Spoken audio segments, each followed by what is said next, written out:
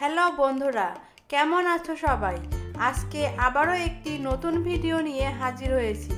এই ভিডিওতে আমি বারবি গার্লের ছবি আঁকবো। তো বন্ধুরা, চলো তাহলে শুরু করি।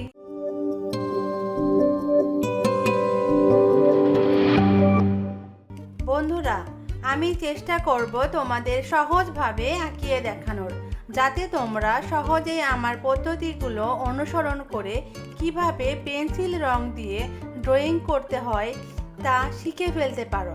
আশা করি ভিডিওটি তোমাদের অবশ্যই ভালো লাগবে এবং শেষ পর্যন্ত দেখবে। আর হ্যাঁ, লাইক, কমেন্ট এবং শেয়ার করতে ভুলো না।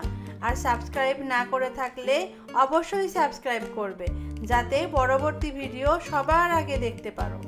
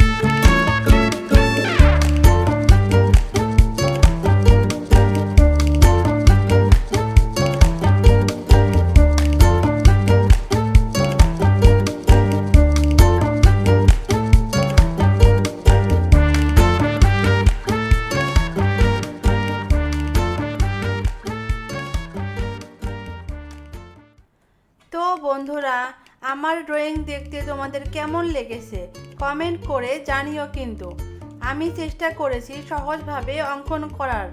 যদি ড্রয়িংটি তোমাদের ভালো লাগে তবে লাইক দিতে ভুলো না। আমার চ্যানেলে এরকম আরও ভিডিও আছে, চাইলে সেগুলো দেখে আসতে পারো। আজ বিদায় নিচ্ছি, আগামীতে নতুন ড্রয়িং নিয়ে হাজির হব ইনশাল্লাহ। ভালো থেকো, সুস্থ থেকো, বেশি বেশি ড্রয়িং প্র্যাকটিস করো, তুমিও একদিন ভালো করবে এই আশা রইল। আল্লাহ হাফেজ।